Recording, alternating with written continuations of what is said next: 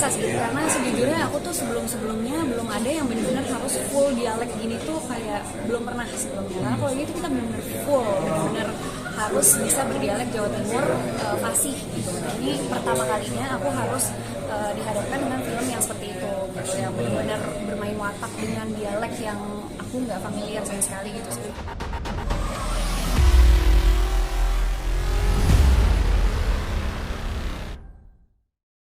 Aku belajar Jawa Timur lebih intens lagi, baru kita mulai masuk ke skrip setelah seminggu belajar dialek dulu, membiasakan diri berdialog dengan bahasa Jawa Timur, baru kita mulai bedah skrip sampai kemarin kita masih ada workshop juga. Ini mesti belajar total nih ya.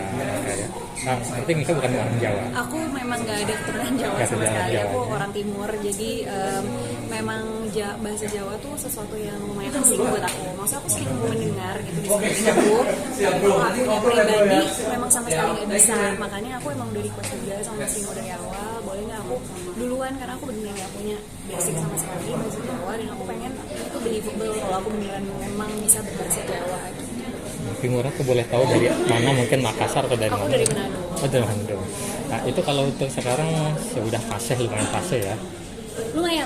At least aku udah familiar dan udah hafal sama beberapa kata-kata yang sering kita ulangin gitu, kata-kata momen lah yang biasa kita ucapin gitu. Ini rencana syuting berapa hari ya nanti? Kita syuting sebulan lebih sih. Udah film yang keberapa untuk horor? Kalau horor aku tuh baru kedua kayaknya. Yang kedua ya? Kemarin aku sempat series juga sama Mas Timo, terus sekarang kita film. Tawaran horor apa pertama kali tanggapan juga? Apa ya? Challenging atau pressure atau Challenging sih, karena menurut aku horor tuh lumayan harus persiapan fisik juga, karena kita syuting bakalan capek banget, apalagi sama Mas Timo, teknisnya bener-bener kayak diperhatiin banget, dan kita bener-bener setiap hari tuh pasti ada aja yang menguras fisik gitu, adegan-adegannya. Jadi waktu aku ditawarin, aku of course harus lihat dulu dari ceritanya apakah menarik buat aku. Yes, horor, tapi maksudnya ceritanya apa gitu, jadi bukan hanya sekedar horor aja. Pas aku baca aku sangat tertarik, jadi ya udah akhirnya. saat pertama ditawarin yang dilihat pertama tuh sutradaranya atau PH-nya?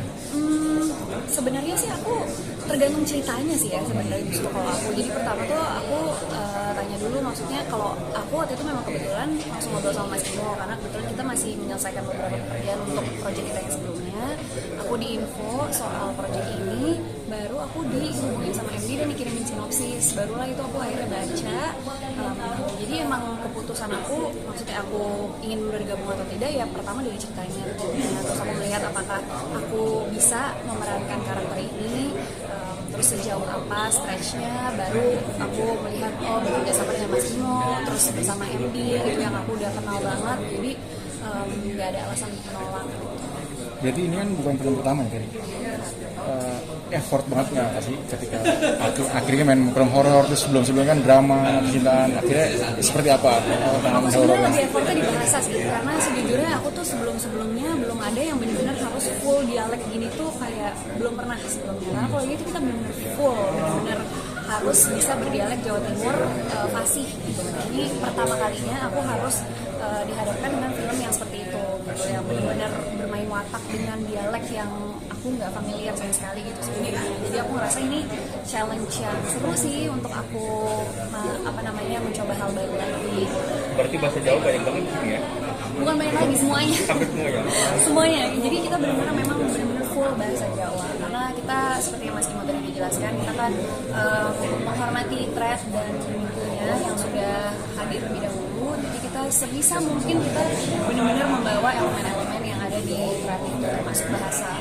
Ada guru atau yang lalu karena bahasa Jawa kan kadang-kadang orang logatnya ya, betul. Itu gimana? Ada yang kita ada coach kebetulan, makanya kita di awal itu sebelum membedah skrip kita belajar dialek full dialek, jadi kita dikasih tahu perbedaan Jawa Timur dengan Jawa Tengah dan lain-lain, itu kan berbeda sekali ya semuanya, kayak lafalnya, intonasinya itu kan beda. Nah itu tuh kita benar-benar kayak get used to it dulu pertama-tama. Oh ternyata begini ya, oh ternyata Jawa yang aku dengar selama ini tuh Jawa Tengah bukan Jawa Timur gitu. Jadi memang kita khusus disiapkan dialek coach yang memandu kita sampai nanti ke syuting juga, jadi supaya pelafalan kita nggak ada yang sama.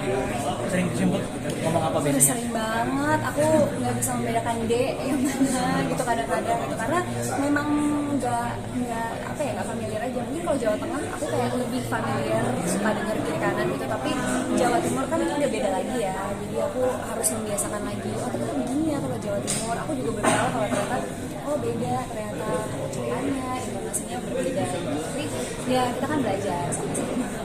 Tanpa menyebut daerahnya, ini bakal syutingnya di pedesaan kayaknya. Ada beberapa set besok di pedesaan, ada beberapa setnya ada beberapa sih sebenarnya, ada interior juga, ada eksterior, Kebanyakan di desa. kebanyakan. Mungkin ada persiapan gitu, maksudnya di desa kan ada sinyal, lalu daerahnya terlalu alam gitu. Iya. Kendala nggak sih kayak gitu? Sebenarnya kalau buat aku sih itu nggak pertama kali ya. Aku masih kemarin yang sama Mas Budi juga syutingnya sempat agak di kampung-kampung gitu di dalam. Jadi sebenarnya kalau itu nggak ada yang challenging banget sih buat aku. Cuman yang paling susah ya itu beradaptasi aja. Mungkin kadang-kadang kan kita kalau di dalam pedesaan kayak gitu kan mungkin secara tempat tunggu mungkin kita kayak harus bergabung dengan warga atau gimana. Paling itu sih yang jadi penyesuaian. Cuman kan itu part of the whole thing ya. Jadi justru itu yang membuat experience-nya jadi seru sih. Untuk seorang Dika Tambayong sudah bermain berbagai genre film horor tuh gimana sih buat Dika? Horor tuh lumayan challenging menurut aku dari fisik juga sih sebenarnya karena kalau sama Mas Bimo kita enaknya kita tuh udah di workshop dulu, jadi udah dikoreografikan adegannya akan seperti gimana supaya konsep kita nggak perlu create lagi gitu dari awal. Jadi kita udah latihan dulu, udah dipersiapkan secara fisik juga kita udah dipersiapkan karena kan memang secara teknis kan kita harus mengulang-ulang adegan yang berat gitu kan. Dan aku juga udah pernah bekerja sama dengan Mas Bimo, jadi aku tahu treatmentnya seperti apa gitu. Jadi buat horor tuh memang perlu kesiapan semuanya sih. Siap untuk kotor-kotoran, siap untuk luka-luka gitu. Maksudnya kita memang menghindari sebisa mungkin jangan sampai ada luka atau apapun. Tapi kan kita nggak pernah tahu apa yang terjadi di lokasi syutingnya gitu. Kadang-kadang mungkin kita salah jatuh atau gimana itu kan pasti ada aja gitu. Dan kalau di horor mungkin menurut aku agak lebih besar sih kesempatan untuk kita jatuh dan terluka gitu. Cuman ya itu sih makanya kita persiapan dulu sebelumnya. Kita udah latih dulu scene-nya supaya pas konsep kita udah kebayang oh begini ya scene-nya waktu itu kita udah latihan. Tapi bener ya, di antara genre lain horor tuh tingkat kesulitannya lebih banget, ekstra banget. Sebenarnya menurut aku semua genre pasti susah ya, pasti ada kesusahannya gitu. Nggak mungkin mudah-mudah aja, apalagi kita harus memerankan jadi orang lain gitu kan. Mungkin horor seperti yang aku bilang sih lebih capek di itunya aja sih, karena kita harus berkonsentrasi untuk branding juga dan dengan action movementnya juga gitu. Mungkin lebih capek di situ karena harus sinkron secara dialog dengan movement kita itu kan agak susah ya. Itu perlu latihan gitu. Apalagi kalau buat Sewolino ini menurut aku karena aku juga harus berbahasa dengan lancar, itu juga yang membuat jadi agak lebih challenging sih. Terus sejujurnya Dika tuh seorang penakut. Kita takut di sini kan kalau muslim juga apa sih ada benar-benar juga. Dengan situasi seperti itu. Enggak sih sejujurnya. Kebetulan aku memang enggak yang penakut seperti itu. Jadi kayak aku justru enjoy banget syuting gitu. Kayak beberapa kali syuting sama Simo, kita syuting sama binatang-binatang yang kurang seru ya. Nah itu aku nggak apa-apa sih karena menurut aku ya ini experience baru aja.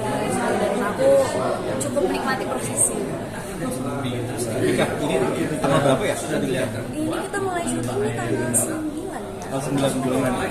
Oke, apa aja mungkin yang akan dibawa mungkin selain apa namanya mungkin perlengkapan buat syuting?